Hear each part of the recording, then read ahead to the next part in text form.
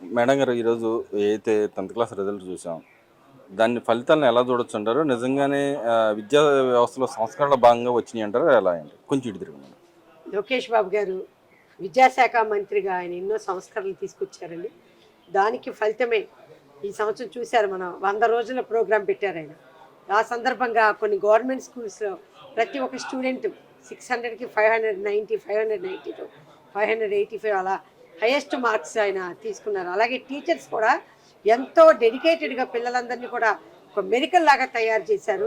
తయారు చేసి ఆ టీచర్స్ అందరినీ కూడా ఇప్పుడు సింగపూర్ పంపించి ఇప్పుడు వాళ్ళందరికీ అక్కడ విద్యా విధానంలో ఉన్న మెలకువలు కూడా నేర్చుకోమని చెప్తున్నారు. ఇదంతా లోకేష్ బాబు గారు విద్యాశాఖ మంత్రిగా ఉన్నాక మన రాష్ట్ర విద్యా వ్యవస్థలో ఆయన తెచ్చిన చాలా విప్లవాత్మకమైన మార్పులండి. ఇంతకాలం ఎన్నో గవర్నమెంట్లు వచ్చినాయి, ఎంతోమంది గవర్నమెంట్లో విద్యాశాఖ మంత్రులుగా ఎంతోమంది చేశారు. కానీ ఏ రోజు ఇలాంటి మార్పులకు మాత్రం ఏ విద్యాశాఖ మంత్రి కూడా శ్రీకారం చుట్టిన దాఖలాలు ఎక్కడా కనపడలేదు. లోకేష్ బాబు గారు ఎప్పుడైతే ఆ విద్యాశాఖ తీసుకున్నారో అప్పటి నుంచి కూడా పాఠశాలల్లో ఆయన ఎప్పుడు అంటున్నారు, పాఠశాలల్లో నో వేకెన్సీ బోర్డు ఉండాలి, గవర్నమెంట్ పాఠశాలల్లో నో వేకెన్సీ బోర్డు ఉండాలి. నిజంగా ఈరోజు ఈ మార్పులన్నీ చూస్తూ ఉంటే ఖచ్చితంగా రేపొద్దున ప్రజలందరూ కూడా వాళ్ళ పిల్లల్ని ప్రైవేట్ స్కూల్స్ కన్నా గవర్నమెంట్ స్కూల్స్లోనే జాయిన్ చేయడానికి ఇష్టపడతారు అనుకున్నా. ఎందుకంటే ఆయన చెప్తున్నారు సాటర్డే కూడా నో బ్యాక్ ఓన్లీ జస్ట్ స్కూల్లో రావటమే పిల్లలందరూ. అంటే పిల్లల్లో ఆయన ఒక రకంగా చెప్పాలంటే సృజనాత్మకతను కూడా పెంపొందిస్తున్నారు పిల్లల్లో. మనందరం చూసాం, ఎంతోమంది పిల్లలు మాక్ అసెంబ్లీకి వచ్చారు. అక్కడ ఉన్న పిల్లలు స్పీకర్గా ఉన్న అమ్మాయి 595 మార్క్స్ 94 పెట్టుకుంది, ఒక అమ్మాయి 592 తెచ్చుకుంది, ఒక అమ్మాయి ప్రతిపక్ష నాయకురాలుగా ఉన్న అమ్మాయి 580 తెచ్చుకుంది. అలా ఎన్నో మార్క్స్. వాళ్ళందరికీ కూడా ఒక అసెంబ్లీ అంటే ఒక రాజ్యాంగం అంటే వాళ్ళకి కూడా ఒక అవగాహన వస్తుంది. దాంతో ఆటోమేటిక్గా పిల్లలందరికీ ఎప్పటి నుంచే రాజ్యాంగం మీద అవగాహన ఇచ్చి మేము చదువుకోవాలి, మేము రాజకీయాల్లోకి రావాలి, మేము కూడా ఒక ఎమ్మెల్యే అవ్వాలి, ఒక మినిస్టర్ అవ్వాలన్న ఒక ఆశావహ దృక్పథం వాళ్ళందరిలో కూడా కనిపిస్తూ పిల్లలందరూ ఇంకా చాలా చాలా బాగా చదువుకుంటున్నారు. ఈ మార్పు నిజంగా చెప్పాలంటే లోకేష్ బాబు గారి వల్లే సాధ్యమైంది. కూటమి ప్రభుత్వాలు లోకేష్ బాబు గారు, అలాగే చంద్రబాబు నాయుడు గారు, మన పవన్ కళ్యాణ్ గారు, వీళ్ళ వల్లే ఈ మార్పులన్నీ కూడా సాధ్యమైనదని మేమందరం అంటే ఇక్కడ మరి వైసీపీ వాళ్ళైనా గతంలో చంద్రబాబు నాయుడు 14 ఏళ్ళు ముఖ్యమంత్రి చేసి ఏ రోజు విద్యా వ్యవస్థ మార్పులు తెచ్చింది లేదు, మా నాయకుడు తెచ్చిన విద్యా వ్యవస్థ మార్పుల వల్ల ఈ రోజు వచ్చిందని చెప్పి వైసీపీ వాళ్ళు మాట్లాడుతూ ఉన్నారు. ఏం తెచ్చారండి వాళ్ళ నాయకుడు? విద్యా వ్యవస్థలో మార్పులు, టీచర్స్ అందరినీ తీసుకెళ్లి టిక్కర్ షాపుల దగ్గర కాపలాగా ఇటువా నాడు నేడు అని చెప్పేసి అక్కడ వాటిలో ఏ మాత్రం కూడా పట్టించుకోకుండా స్కూల్స్లో ఎంత దరిద్రంగా ఉన్నాయో, మౌలిక వసతులు ఎంత దరిద్రంగా ఉన్నా కూడా ఏమీ పట్టించుకోకపోవడమా?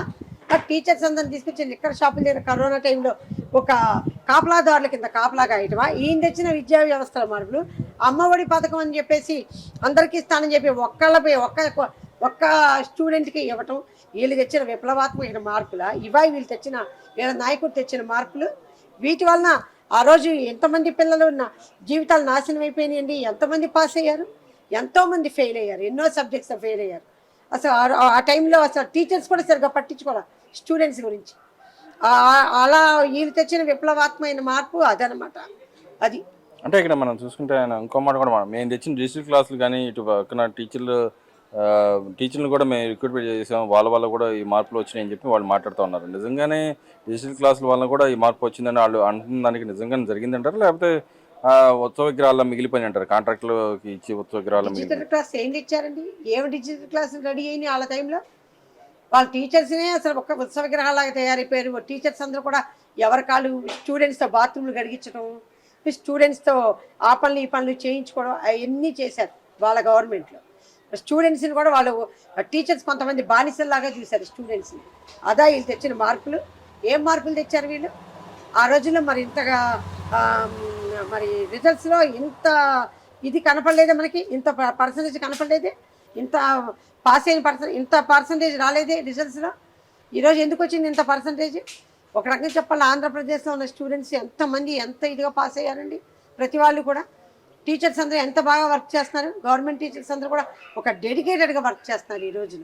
అప్పటికి ఇప్పటికి చాలా తేడా ఉంది. అంటే ఈరోజు గవర్నమెంట్ ప్రచారం చేయడానికి ఎలా చూడొచ్చు అంటారు? పబ్లిక్గా మెయిన్ పేజీలో కానీ యాడ్ల రూపాయలు ఇవ్వటాన్ని ఎలా చూడొచ్చు అంటారు? నిజంగానే మార్పు అంటూ పిల్లల్లో కూడా జరిగిద్ది అంటారా? కొంతమందిని ఎమ్మెల్యేలు కానీ అధికారులు కానీ వాళ్ళని ప్రోత్సహించే విధంగా వాళ్ళకి డబ్బులు కానీ రూపాయన కానీ లేకపోతే సన్మానించడం కానీ ఇలా కొంతమంది పిల్లల్ని తీసుకెళ్ళి ఎమ్మెల్యేలు సాక్షాత్తు వేరే వేరే ప్రదేశాలు తిప్పడం కానీ ఎలా చూడొచ్చుంటారు ఎందుకని ఆ విధంగా చేస్తున్నారంటారు? ఖచ్చితంగా చెయ్యాలండి, ఖచ్చితంగా చెయ్యాలి. ఇది చాలా మంచి పరిణామం. ఎందుకంటారా, పిల్లల్లో కూడా ఒక ఉత్సాహం వస్తుంది. ప్రతి స్టూడెంట్ ఈవేళ ఒక స్టూడెంట్ ఉన్నాడు 10th క్లాస్, తనకి senior 10th class student 570 marks తెచ్చుకున్నాడే. ఆ స్టూడెంట్ని తీసుకుని ఎమ్మెల్యే ఫలానా ఊరు తీసుకెళ్ళాను, ఫలానా దేశాన్ని తీసుకెళ్ళాను, ఈ స్టూడెంట్ ఇన్స్పిరేషన్ అవుతాడు కదా, ఇన్స్పైర్ అవుతారు కదా పక్కన స్టూడెంట్స్ అందరూ కూడా. ఖచ్చితంగా ఈ రకమైన ఇన్స్పిరేషన్ ఉండాలి పిల్లల్లో. లేకపోతే ఎక్కడేసిన గొంగళ్ళు అక్కడ లాగానే కూర్చుంటారు వాళ్ళు. అంత ఇన్స్పిరేషన్ ఉండబట్టే వాళ్ళు కూడా ఉత్సాహంగా పాల్గొంటారు. వాళ్ళు కూడా ఖచ్చితంగా మేము కూడా ఈ అడ్వర్టైజ్మెంట్లన్నీ చూసి వాళ్ళు కూడా మా పేరు కూడా పేపర్లో రావాలి, మా ఫోటో కూడా పేపర్లో రావాలని వాళ్ళు ఎంతో ఉత్సాహంగా చూస్తూ ఉంటారు. కాబట్టి ఖచ్చితమైన ఇలాంటి ఎంకరేజ్మెంట్ ఖచ్చితంగా కావాలి పిల్లలకి. ఎందుకంటే నేటి బాలలే రేపటి పౌరులు. వీళ్ళందరినీ ఇలా ఎంకరేజ్ చేస్తేనే ఒక మంచి విద్యా వ్యవస్థ వస్తుంది, ఒక మంచి సంఘం ఏర్పడుతుంది, ఒక మంచి సమాజం ఏర్పడుతుంది. ఒక మంచి చదువుకున్న స్టూడెంట్ తనతో పాటు ఉన్న ఒక 20 మందిని కూడా మంచి ఎడ్యుకేటెడ్ చేస్తాడు. చేసి వాళ్ళు కూడా ఒక మంచి దారిని నడిపించడానికి అవకాశం ఆస్కారం. ఖచ్చితంగా ఇవన్నీ కూడా మంచి మంచి మార్పులే.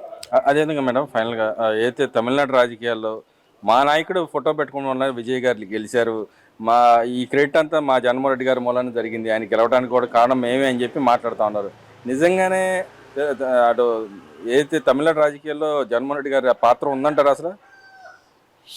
ఏమండి, ఎక్కడో ఏదో పెళ్లి బాజ ఏదో మోగుతుంది, ఏదో సామెతలాగా ఉంది. ఏంటి విజయ్ గారికి వెళ్ళి నేను ప్రచారం చేసి వచ్చాడా? ఏదో ఒక పెళ్లిలో విజయ్ గారు పక్కన కూర్చోమని 2 మాటలు మాట్లాడి hello Vijay how are you అని పలకరించినంత మాత్రాన ఈయన వెళ్ళి ప్రచారం చేసేసినట్టేనా? ఇలాగే అసలే క్రెడిట్ చోరీ ఉంది. ఇప్పుడేమో ఏం చేస్తుంటే ఆ విక్టరీ చోరీ కూడా చేస్తారు వీళ్ళు. అలాంటి వాళ్ళు అంతటి గణనీయులు. రేపు పొద్దున విజయ్ మా వాళ్ళే గెలిచాడు, రేపు మేమందరం వెళ్ళి ప్రచారం చేసి వచ్చాము, అక్కడంతా టీవీకే మా వాళ్ళే వచ్చిందని విక్టరీని కూడా చోరీ చేసేంత గనులు ఈ వైకాపా వాళ్ళు. అంటే ఇక్కడ ఉన్న 11 మంది ఎమ్మెల్యేలు కూడా ఆయనకి ఇస్తారంట సపోర్టు. ఎవరి సపోర్ట్? ఎందుకంటే ఎందుకు సపోర్ట్ అంటే ఆయన తగ్గారు కదా, మెజార్టీ తగ్గింది కాబట్టి మా ఎమ్మెల్యే సపోర్ట్ ఇస్తా అని చెబుతా ఉన్నారు. ఉపయోగం లేని సపోర్ట్. అలాంటివన్నీ ఎందుకు మాట్లాడుకోవడం అనవసరం అండి. అలాంటివన్నీ జోక్స్ వేసుకోవడానికి పనికి వస్తాయి. మరి అదేవిధంగా ఇవాళ విశాఖ రైల్వే జోన్ కానీ ఇంకో పక్క అయితే క్యారియర్ సంస్థ రావడాన్ని ఎలా చూడుతుంటారు? నిజంగానే కూటమి ప్రభుత్వం యొక్క పరిపాలన విధానానికి నిదర్శనం అంటారా లేకపోతే ఏంటి? కూటమి ప్రభుత్వం యొక్క మంచి పరిపాలనకి ఇది నిదర్శనమేంది. ఈరోజు కెరియర్ వస్తుంది, క్యారియర్ అక్కడ 1000 కోట్లు పెట్టి శంకుస్థాపన చేస్తున్నారు. అలాగే విశాఖపట్నం జోను అది 40 ఏళ్ల కళ. ఈరోజు కూటమి ప్రభుత్వం రాగానే ఆ జోన్ వచ్చి అక్కడ సాకారం అయింది. నిజంగా విశాఖపట్నం ఆ చుట్టుపక్కల వాళ్ళందరూ ఎప్పటి నుంచో ఎదురు చూస్తున్నారు, మన గవర్నమెంట్కు ఎదురు చూస్తున్నాయి. అది ఈరోజు రావటం, అది కూడా కళ సాకారం అవటం, ఇదంతా కూటమి ప్రభుత్వం ఘనత. చంద్రబాబు నాయుడు గారి ఘనత, లోకేష్ బాబు గారి ఘనత, పవన్ కళ్యాణ్ గారి ఘనత, బీజేపీ వాళ్ళ ఘనత.